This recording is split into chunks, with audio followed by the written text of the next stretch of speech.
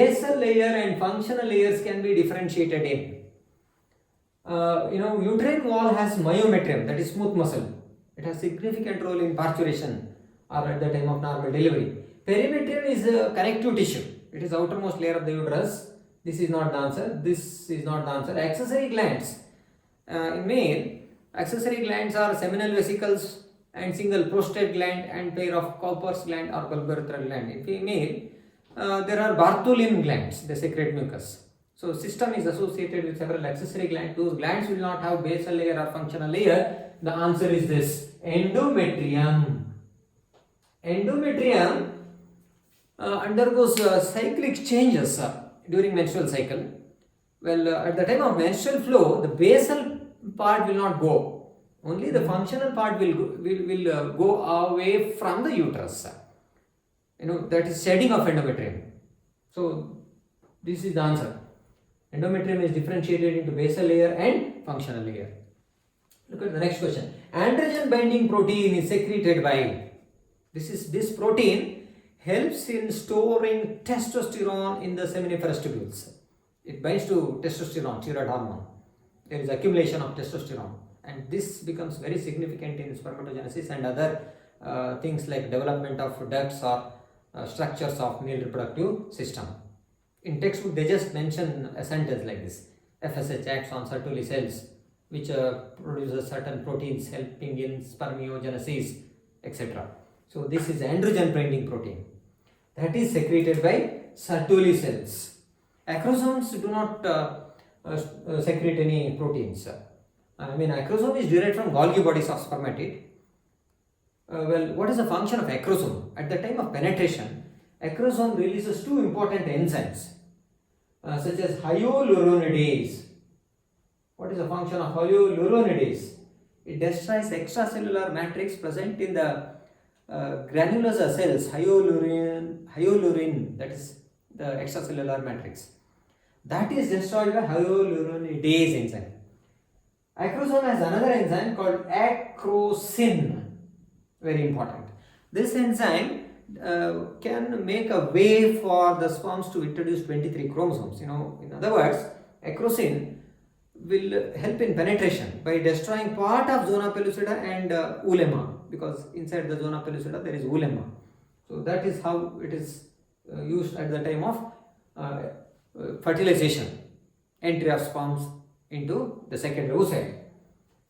Secondary oocyte will secrete only zona pellucida. It will not have anything like enzymes and other components. This cannot be answered. Granulosa cells surround the secondary oocyte in ovary. That cannot be answered. So answer is this only, Sertoli cells. Look at this question. Primary oocyte becomes secondary oocyte inside the. I gave you sequence here. Just like that, ovary also prepares the egg. Oogonia, primary oocyte, secondary oocyte, then ovum are voted. Actually, the oogenesis begins in fetus, about 25 weeks old fetus. But it will be arrested in diplotin stage. In textbook, they just mention prophase 1 stage.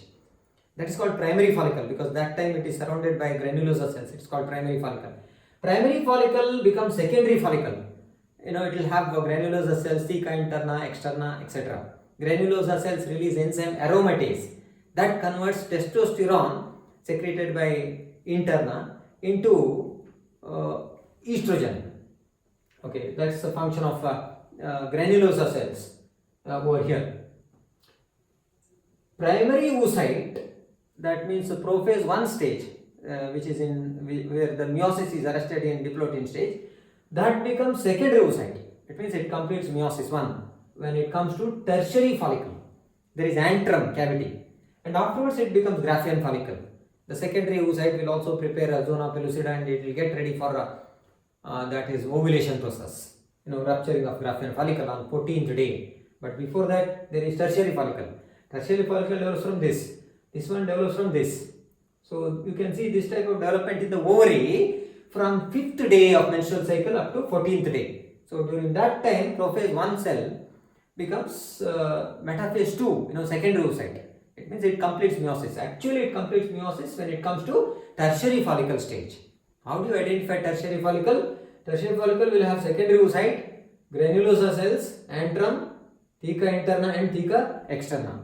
So when it becomes Graafian follicle, the second oocyte also secretes zona pellucida.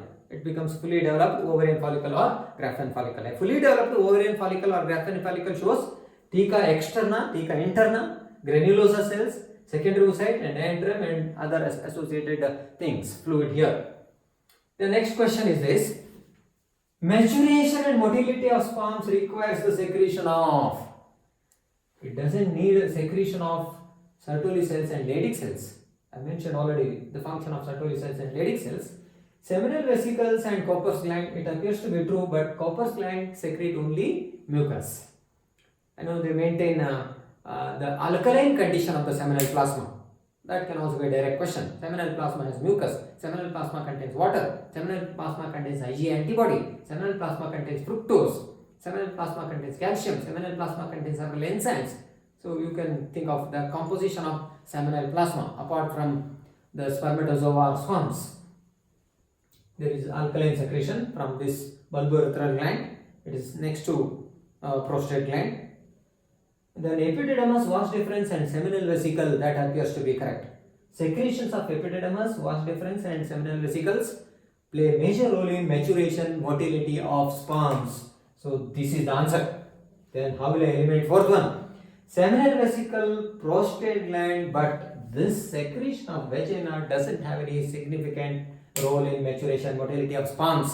Of course, sperms may undergo capacitation finally in the ampullar region just before syngamy, but secretions of vagina do not have any role in maturation, motility. Therefore, I have to eliminate this. I have eliminated first two options. I have to conclude option 3. Secretions of these 3 ducts and other accessory glands are very significant in improving maturation, motility. Otherwise, sperms will not have normal maturation or motility. So, what have you understood from this video? Is it clear? Sequence of arrangement of various components, events and components.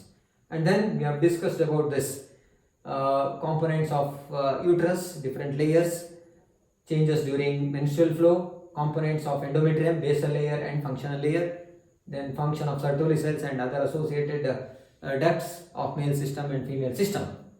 Thank you for watching.